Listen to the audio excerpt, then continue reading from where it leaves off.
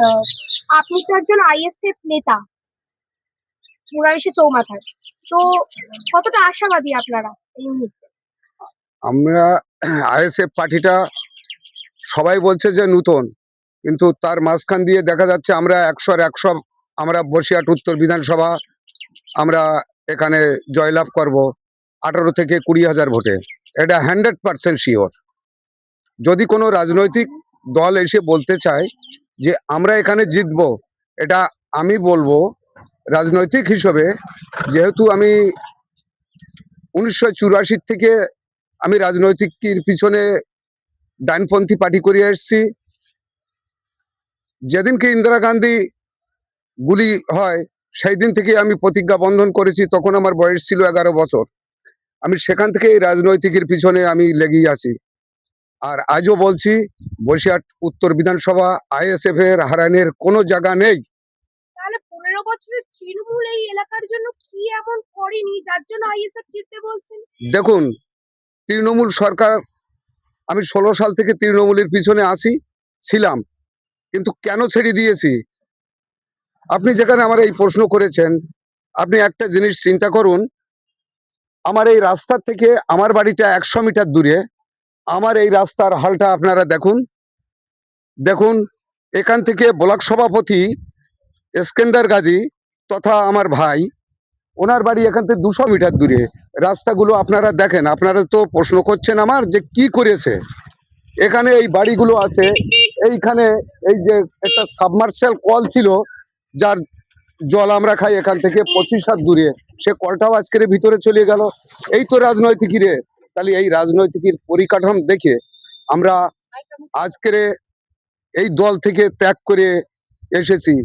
আপনি এসকেন্দার গাজীর ভাই? হ্যাঁ, আমি এসকেন্দার গাজীর ভাই। নাম কি? মানে আমার নাম হচ্ছে রুহুল আমিন গাজী। আপনার বাড়ি? আমার বাড়ি সদরপুর। আমার ভাই এসকেন্দার গাজী বাড়িও সদরপুর। বর্তমানে আমরা এই মুরাইশা পঞ্চায়েতের ভিতরে আমরা এই চৌমাথায় আছি, এখান থেকে 1/2 কিলোমিটার দূরে। বর্তমান আমার বাড়িটা এই দেখা যাচ্ছে, এতে এই তিরপল দেওয়া। আমি এখানে, এটা আপনার বাড়ি? হ্যাঁ, আমি এখানে 23 বছর আছি। আর আপনার ভাই এসকেন্দার গাজীর বাড়ি? আমার ভাইয়ের বাড়ি হচ্ছে ওই যে দেখা যাচ্ছে সবুজ কালারের ওই যে দুতলা বাড়ি, ওইটা বাড়ি। তো আপনার এসকেন্দার গাজীর ভাই হয়ে আপনি এমন বাড়িতে আছেন? দেখেন, ভাই ভাই শত্রু, আবার ভাই ভাই মিত্র, কিন্তু কাজে লাগায় না। ইলেকশন আসলেই কাজে লাগায় না। 16 সালে এটিএম আবদুল্লাহ রনি যখন ইলেকশন করেছিল, তানার মুখ পানে তাগিয়ে ইলেকশনটা করেছিলাম। করার পরে কিন্তু আমার ভাইয়ের পিছনে যে এই রকম ছিল আমি জানতাম না। পরে আস্তে আস্তে জিনিসগুলো বুঝতে পারলাম। পেরে আমি রাজনৈতিক লিডারদের কাছেও আমি বলেছি যে আমার প্রতি এইরকম দুর্ব্যবহার করছে, কিন্তু তারা জানে যে ওর ভাই একদিন না একদিন একটা জায়গা তৈরি করবে।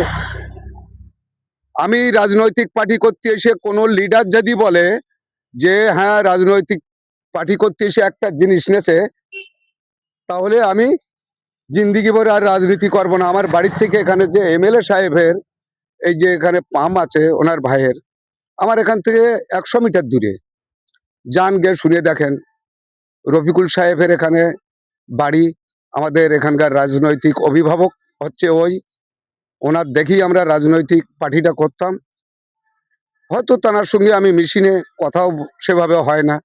আর আরও একটা আমরা অন্য রাজনৈতিক দলে এসে গেছি, এখন তাদের পাশেও আর আমি যাই না, আমার সঙ্গেও হয় না।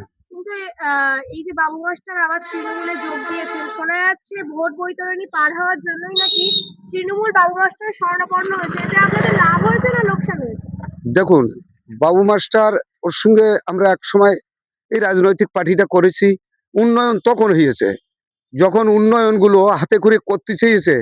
আমাদের বসিরহাট উত্তর বিধানসভার ভিতরে আমাদের যে হাসনাবাদ 2 এর ব্লক সভাপতি, তাদের কিছু অসুবিধে ছিল চাঁদা পাবার দিক থেকে। সেইগুলো মাস্টার মানতে পারতো না। যে কাজটা আনতো নিজে দেখে কাজগুলো করতো, যার কারণে তার দল থেকে মিথ্যা অপবাদ দিয়ে তাড়ানো হয়েছে। সেটা আমরা এখন হাড়ে হাড়ে টের পাচ্ছি। যার জন্যই এখন তারা আবার নিয়ে এসছে যে যাতে ইলেকশনটা করে আমাদের এই বৈতরণী পার হয়। কিন্তু আশাবাদী, ও আশায় আর মানুষ ভেসবে না। বিশেষ করে বসিরহাট উত্তর বিধানসভার মানুষ জেনে গেছে যে এখানকার বহিরাগত প্রার্থীর আর আমরা এ করব না। আমরা এখানে বহিরাগত বহুত প্রার্থী দেখেছি, লোকসভা দেখেছি, বিধানসভা দেখেছি, পঞ্চায়েত ইলেকশনেও আমরা দেখেছি। যদি বলেন কিরকম, আমরা যে নুসরাত জাহানের এখানে আমরা লোকসভার প্রার্থী করে তাকে ভোট দিয়েছি 2 হাত ভরে। ভোট দেওয়ার পরে আমরা তার বিনিময়ে আমরা বসিরহাট উত্তর বিধানসভায় পেয়েছি যখন আমফান ঝড় হয়ে, সেই সময় 4টে পঞ্চায়েতে 50 কিলো করে চাল আর 50 কিলো করে আলু বাড়িয়ে নিয়ে বসিরহাট পার্টি অফিস থেকে বাড়িয়ে নিয়ে দেখছি সেই আলুর ভিতরে পচে গিয়েছে। আমরা এই পেয়েছি তার উপকার, তাছাড়া তার পাইনি। আমাদের বুকের ওপর দিয়ে তার বসিরহাট পার্টি অফিসে যাবে আর বসিরহাট পার্টি অফিস থেকে চলে যাবে, মানুষের সঙ্গে কথাও বলে না। আমরা সেও দেখেছি, আমরা ইদ্রিস আলুকেও দেখেছি, আমরা এখানে দেখিনি কার, আমরা সবাইকে দেখেছি।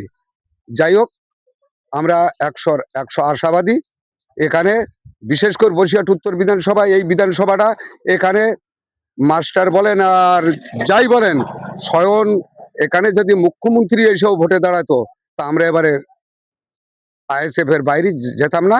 আর আশাবাদী আমরা 100 আইএসএফ এখানে 20 থেকে 22,000 ভোটের ভেতরে আমরা সিনতল রেখে দিছি, এ কেউ নিতে পারবে না। আচ্ছা, আপনাদের এখানের রাজনৈতিক অবকাঠামো তো শুনলাম, কিন্তু নারী নিরাপত্তা এখানে কতটা, নারী সুরক্ষা কতটা? দেখেন, নারী নিরাপত্তা বলতে এগুলো তো হচ্ছে মানুষের ব্যবহারের সঙ্গে হয়। এগুলো হচ্ছে মানুষ যেভাবে যে চালাই নিয়ে যায়। অনেক সময় দেখা যাচ্ছে মানুষ একটা মেয়ে যাচ্ছে তার দিকে এইভাবে দেখে, সেইগুলো বলতে গিয়ে প্রতিবাদ করতে গেলে কিছু কিছু লোকের মুখে খারাপ লাগে।